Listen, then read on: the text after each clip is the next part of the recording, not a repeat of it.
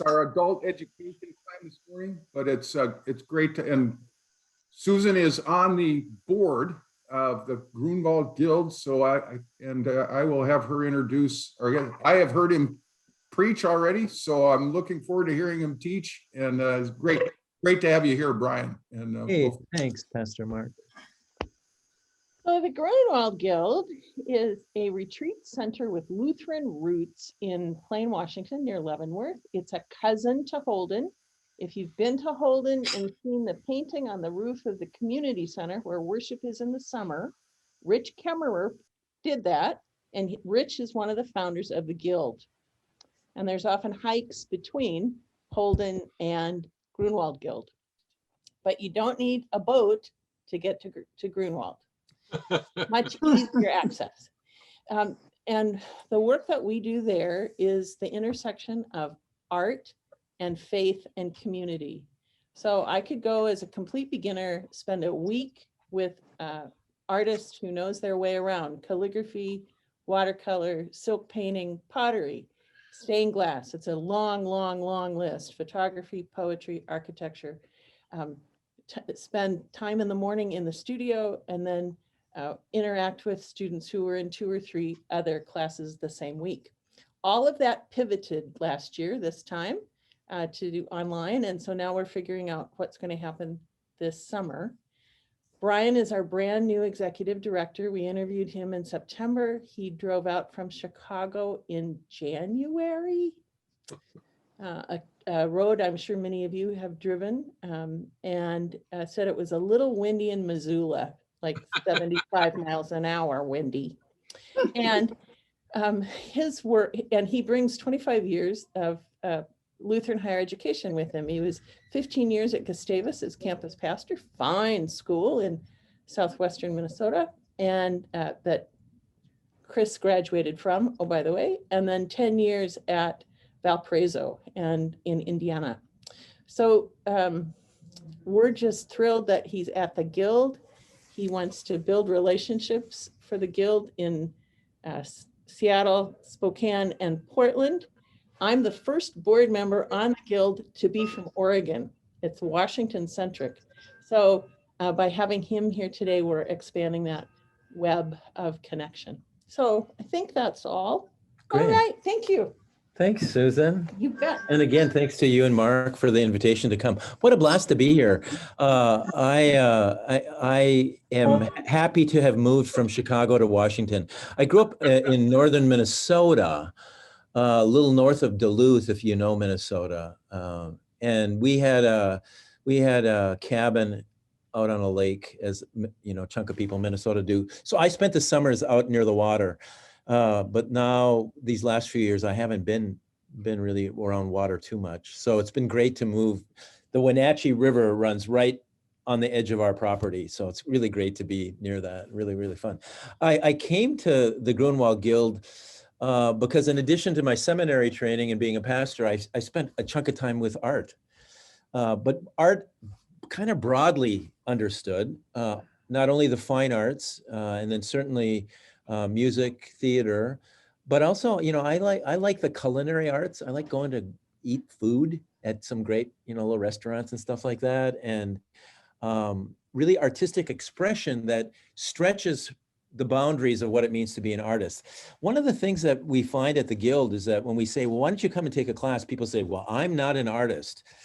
And I want to say, actually, if you make anything, you're an artist.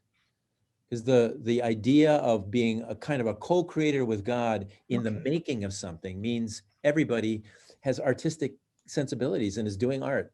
Some of it's painting, some of it's this, some of it's that, but it's all kind of a shared calling that we all have. So that's what we're doing at the Guild. So I thought this morning I'd invite you to think about some art and also to think about text, because one of the interesting things I think about when I think about art is that any kind of visual representation has a story that precedes it, and then obviously our experience of it that follows it. And sometimes we're aligned with what the artist wanted to do, and sometimes we just have our own take on it, and that's like very cool too. So today I'd like to kind of walk through that process just to think about it a little bit. And given that last week you had a little conversation about Mary and Elizabeth, I thought I'd put together a couple of slides thinking about Mary, just to follow on that idea. And also, it's Mother's Day, so I thought we'd think about a mother. Mary is mother. So that's what I did. I put some things together. So I'm going to share my screen so we can first look at the text. And this is going to be interactive. So I'm going to need you to help me on it. So you're gonna do some kind of sending forth of ideas, and please don't be shy. What ideas I want you to look at in this text is, as we read through it, take note of the things where you think, oh, I'd like to know more about that. That's an interesting kind of idea there. Or that's a great word. That's an interesting word. I wouldn't want to miss that word.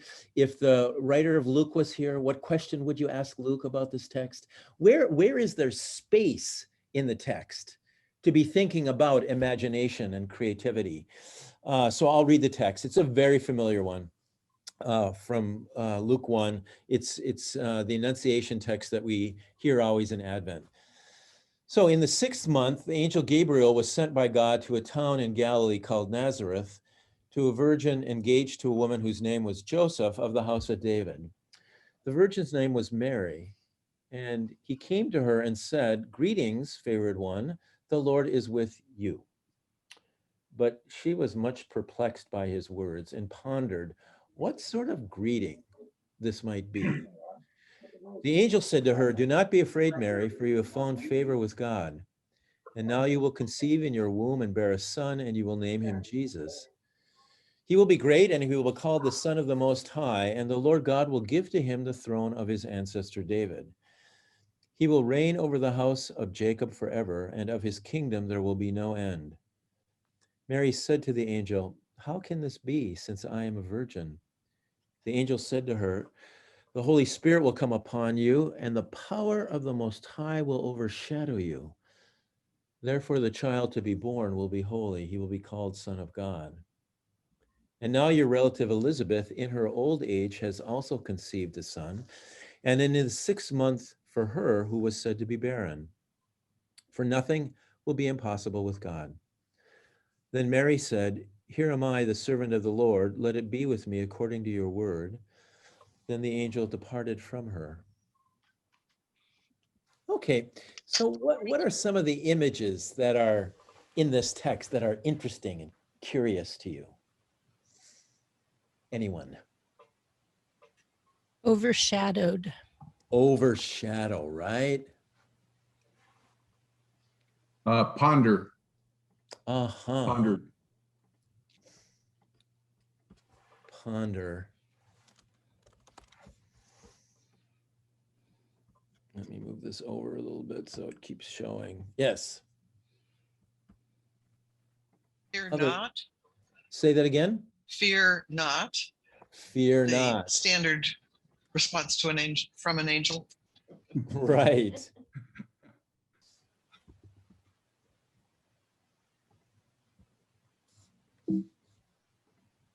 Oops, Favored one? favored one.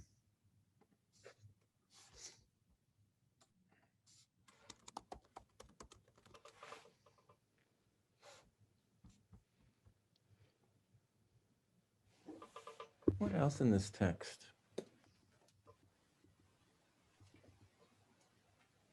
Well, the perplexed word also jumps out at me. Uh-huh. Ponder and perplexed.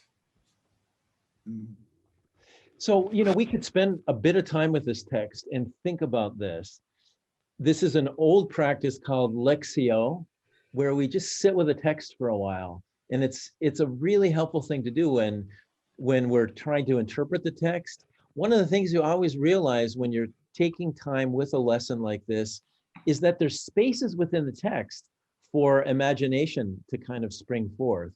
And thankfully, artists spend a lot of time as they deal with a text like this, thinking about, well, how might I interpret it? So I've got a painting by Botticelli, who has done this great work on this text. And I'd love for you to look at it a little bit. And I'm gonna, let's see, open this up a little bit so you can see the whole thing. And just take a minute to notice the details, remembering that text. And then what is in this text that you just think is curious, given the scriptural text. So just take a few minutes. We won't talk for a little while and just look at this painting of Botticelli's Annunciation.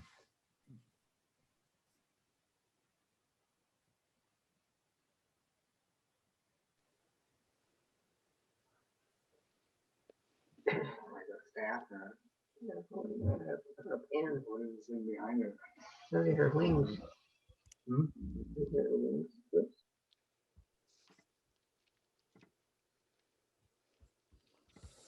Yeah, okay. So what do you notice in this painting that you think is interesting? The angel is crouching rather than standing up. Right. And you know, standing or sitting isn't in the text. So Botticelli's making a decision here, putting the angel crouching, kneeling, kind of coming in kneeling. Feeding into fear not. I'm not going to come in and overwhelm you. All right. What are the- Yes? I'm just gonna make you pregnant. Right.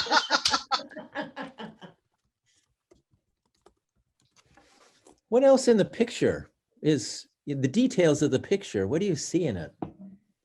I'm interested in the tree, the placement of the tree. I mean, there's lots of things to be interested in. Okay, the tree.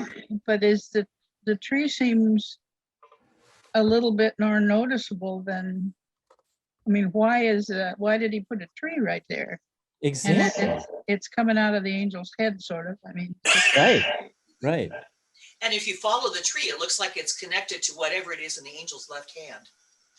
yeah, there's the flowers. Yeah. Some lilies are. Oh, the Lilies. flowers. Yeah. I thought he was writing something. Yeah. Oh, that looks like it. Yeah, it looks like he might be writing something. That's interesting. Yeah, I love that. So that the hands, especially, I've noticed the three hands and Mary's, that feels like perplexed. She's trying to kind of get her bearing on that.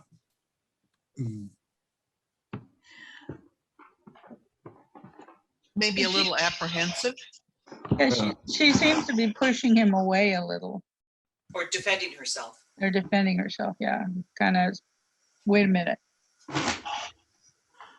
It almost looks like she's defying gravity a little bit. I'm not sure how she's holding herself up. Mm. It looks like there's a step there, and like she's on a stool, or she's something elevated. Yeah. Like she was. Yeah. Oh, yeah. She has a stand in front of her or something. Maybe it's Although, maybe it's a pulpit or a lectern. yeah, Probably. they were really into elongating bodies too. So I'm also outside the window to the left of the tree. There are three spires that sort of look like the crucifixion scene. Sort of foreshadowing, perhaps. That is wonderful. I have never seen that there. Lovely. Lovely. I see a look of serenity, almost peacefulness on her face.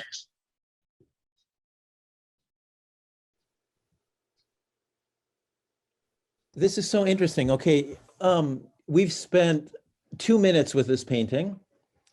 The average amount of time that someone spends with a painting in an art gallery is 17 seconds. We go to an art gallery, we pay an admission fee, and there's all this painting in there, right? And we think, we should see it all, right? Let's get our money's worth. But what happens is that we don't linger. We don't savor. And to use Mary's word, we don't ponder. And one of the things that's really helpful, one of the things that we're trying to do through the work at the Guild is encouraging people to stop, to come to the retreat place and to participate not only in the making of art, but also the looking at art. What's interesting for me about this text is that you've come up with a whole bunch of great ideas. And there's a poet who now I'd like to introduce you to. His name is Andrew Hudgens. Andrew has written a poem about Botticelli's painting.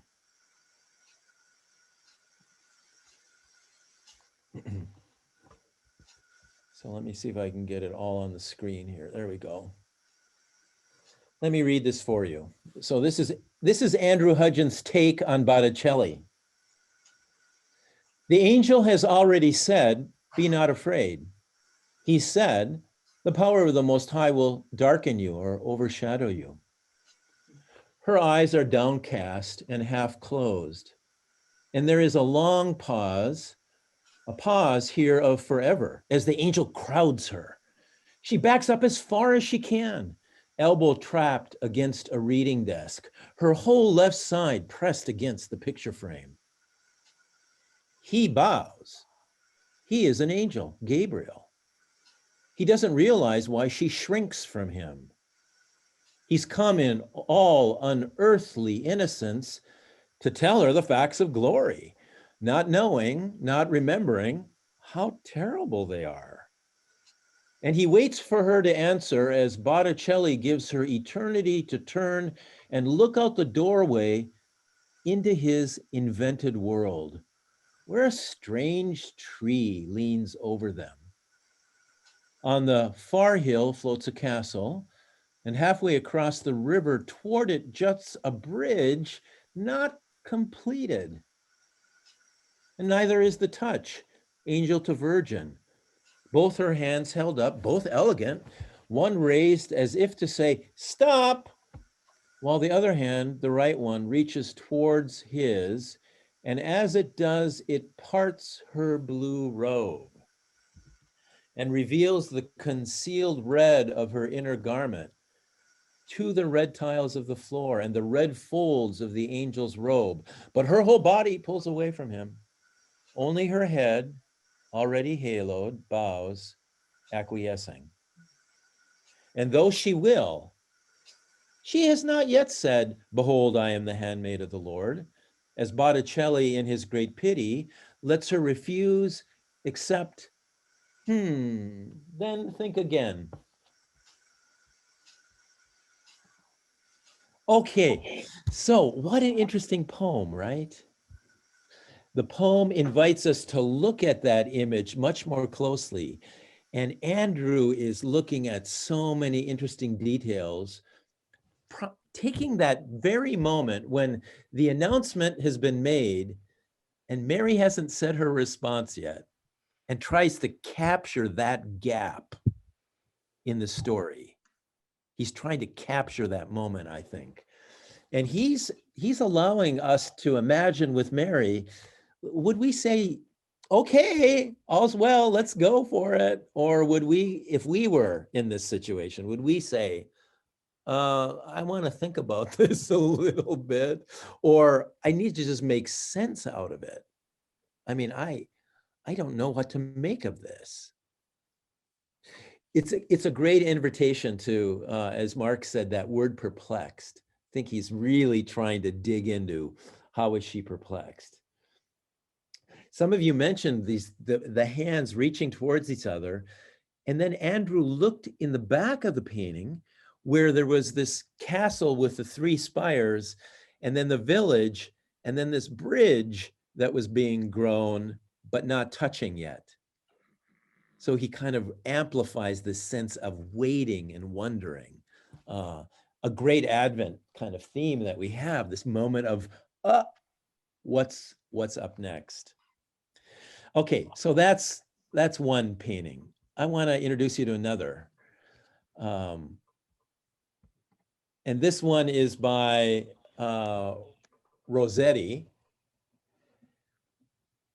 Also an Annunciation. What I'd like you to do, if you would, is take note of the things that are different in this one. What is Rossetti doing that Botticelli didn't, or what are new details? The angel is standing taller than Mary.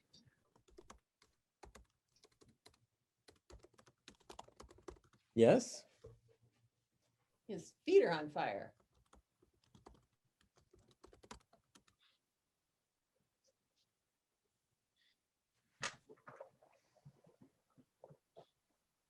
The angel appears to be a female to me. You know, as soon as I said he, I had the same thought. There's still a tree out the window, Spare me. little one. And in this one, right above those lilies, they appear again. Huh, interesting. There's a little dove. Can you all see that dove? Oh, Right above the flowers, above the left hand of the angel, right next to that blue screen. is that the Holy Spirit? Can you see that little angel there? Yeah, it's hard. I'm kind of circling around it.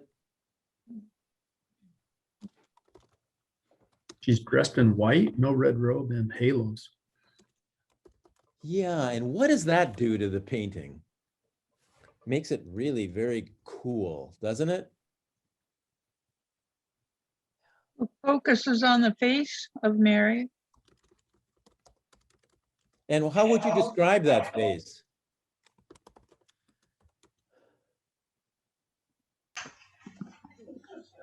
Apprehensive. Apprehensive is the word. Different than the last painting for sure. Right. More passive, maybe. She looks much younger and much more afraid. Yeah. And also powerless. Yeah. Yeah. There's that curious red, like a stole or something. That has a lily upside down on it. Huh. It's curious.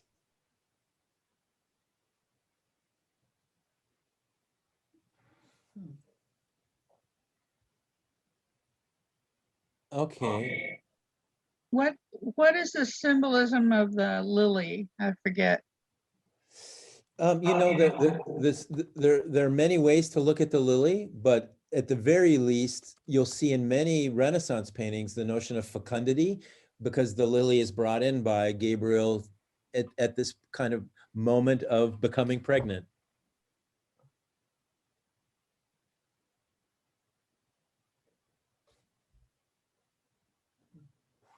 So But- the stole could be put on. Yeah, like a mantle maybe even, you know? Yeah. Like in the Old Testament, when you take a call, you put on a mantle. And it has the lily on it. And it has the lily on it, right?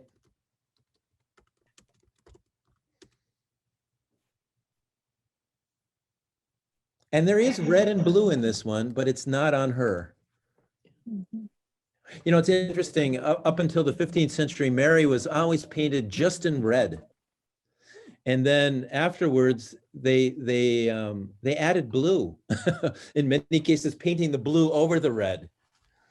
And then by the late Renaissance, she gets both blue and red. Red was the idea of being a saint, martyr, holy person.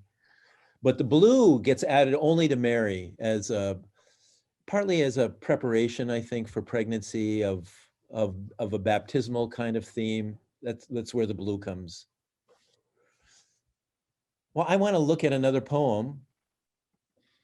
This one by Eliza Griswold. Eliza is the daughter of the former national Episcopal bishop in this country. She's a writer. She teaches and works at NYU. She writes for the New York Times every so often, but she's written a poem about this painting. So I'd love to read it for you. The Annunciation, after Dante Gabriel Rossetti. She is studying the stem of the lily as if the dark coils of each leaf will reveal the pattern that justifies doubt, dismisses the vermilion of fire at the messenger's feet, themselves so white, the lines of deepest shadow, dark blood beneath the surface, all translate to the gray of thin milk. And the hand of this angel extends toward the earth in reverence, in warning to the woman full of human gasps. When were you gonna do the? See the virgin's red hair separate strand from strand along the cowl of that smock. Loose stays remember Ophelia, and the weightlessness of floating in a river clear as mica all the way down. Mary is not dreaming some moon-touched, gentle vision. Make no mistake, her cringe holds tight toward the cold wall, as if her body wakes to the uncertain knowledge that sacred and certain swim where they please. Here is the moment of life already lost to her. What do we make of this poem?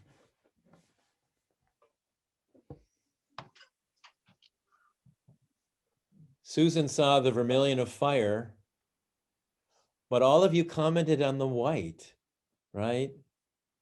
And the coolness of that. Does anyone know anything about Ophelia? Hamlet's? She was supposed to be a little crazy. Yeah, she ended up committing Drowning suicide. herself, yeah. She drowned herself. The reason she did was for love that was unrequited. It was love that was never realized. She was alone in her love. And in this case, Mary is alone in being pregnant. I mean, she's married to Joseph, but the pregnancy, right? I love in this text where it says, sacred and certain swim where they please. There is a little bit of that baptismal imagery, but also the uncertainty of it all. Which we take for granted. We hear this story now and it's just, That's the story. And yeah, okay, well, Mary said yes, and we go on. There is a theologian who says, upon this moment in all of history rested the future of the world. And if Mary would have said, not so much, or whatever, what would have happened? One more poem, one more image. We won't talk about this one, but I want you to look at it on the right. This is created by one of the artists up at the Grünewald Guild. It's a mosaic of glass pieces that are in mortar, and it's a triptych. And I saw this piece about almost a year ago by Jill Ross, who made it. And I called her and I said, I want to buy that triptych from you because I love it. And I want to write a poem about it. So I wrote the poem on the left. It's called Mind the Gap. Lost, this is referring to myself, after taking the tube, which is the train in England, from King's Cross toward the Angel stop. Unfortunately, I was going in the wrong direction. The repeated refrain, like the rhythmic response in a litany, echoed at each pause, and with authority intoned, mind the gap. Mind the gap. That space between the secure and the precarious, the interim between what was and what will be, the capacious opening in a scriptural story, the distance between an announcement and a response. An announcement and a response seen in this dialogue between Gabriel and Mary, between God and humanity, between the dust of the cosmos and the ashes of creation. In this mysterious interval, the artist, the musician, the cook, the calligrapher, the dancer, the poet makes. by giving gravity to the gaps between broken colored glass, a gapped mosaic triptych of wings and an encounter of listening, ascending on the greening blue countryside, a blackened Gabriel overshadowing, in kneeling posture, stretching toward Mary's hand, a gesture. A gesture, Mary's response. Accepting, rejecting, postponing, wondering, worrying, denying, refusing, waiting, ignoring, stewing, fretting, pondering, regretting, magnifying, dancing, their halos revealing between the lines the memory of what she found and lost.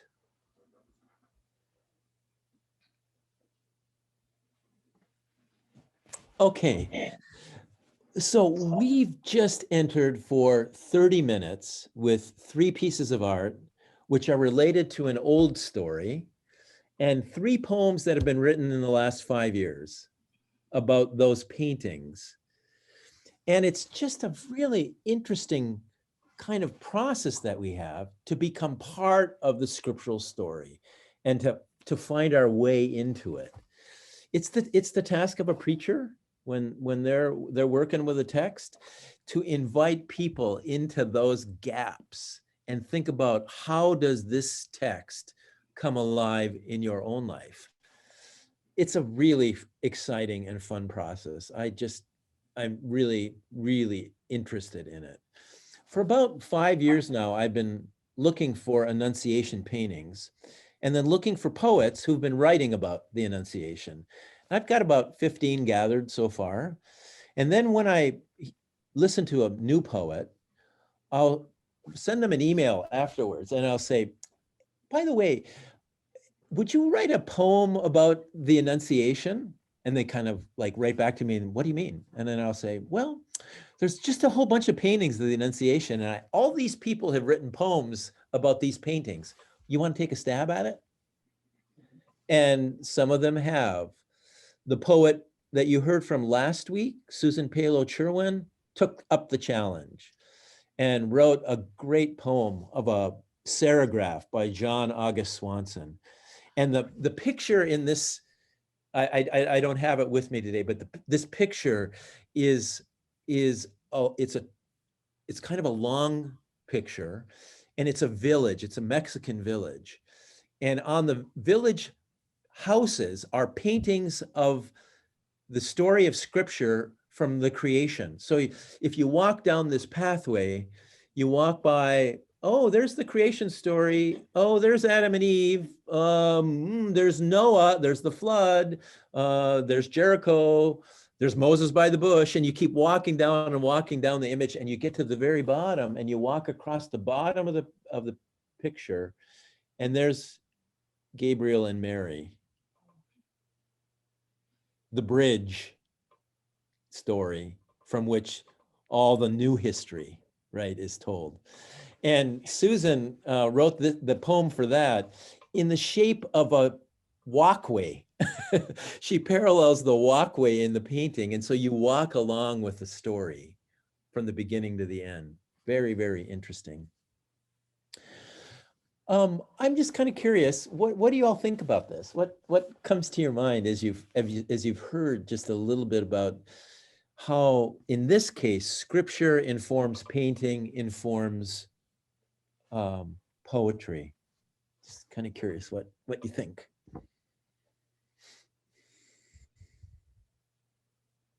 I wonder if, in fact, some of the passages that we've looked at in a strange way promote or justify promiscuity.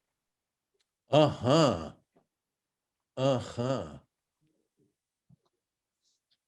how the gaps in them give space for us to interpret things down a strange path. Right. Yeah. Interesting. That's the risk, right? Because there is room in these texts to interpret. That's the slippery slope, because an interpretation can create a deeper, richer sense of identity, meaning, enjoyment of the what the original is, but it also can create misunderstanding. And you can very easily put your ideas into it.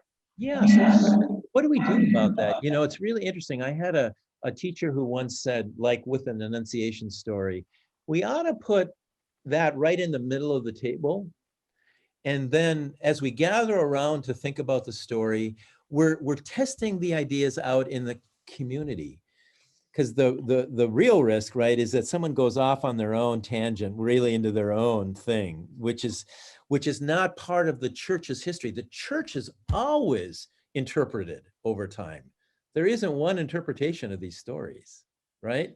Right. And the people who have been wrestling with them, like wrestling with an angel in this case, and Mary, the wrestling is part of what we do. And we do well as a church to have those interpretations on the table before us so they can be, what I'd say, in conversation with each other. And then in some ways corrective, or in some cases, bring out a missing detail that we haven't thought about and really help us to understand something we never knew before. You think about this Mary story. If as that unfolded, you think about sort of her agency and her involvement in this story, her willingness, and that at the end of this huge encounter, she says, "Behold, I am the handmaid of the Lord." What brought her to that? How was she prepared for it? What sense of risk was she willing to kind of engage with? And I think each of these painters is trying to capture a little bit of that moment in some way. Yeah, interesting. What else captures you in this story that you've heard now, and in some new, fresh ways? What have you thought about differently that you hadn't thought about before? It never occurred to me that she could have said no. I've never thought of Mary as having that kind of power. Right. And what if she had? And what does that say about God? That God was willing to take a risk that she might say no. And did somebody else say no before Mary? Yeah, was she in the lineup? Was she in the queue? Yeah. And there were a couple of other people, and finally got to Mary, and Mary's like, I can do that. Yeah. Yeah. And how might our history have been different? Right. Had she said no. Right. I never thought about that before. And what would we do if an angel came to us? Oh, I'd say no. With probably a few words that shouldn't be said in church.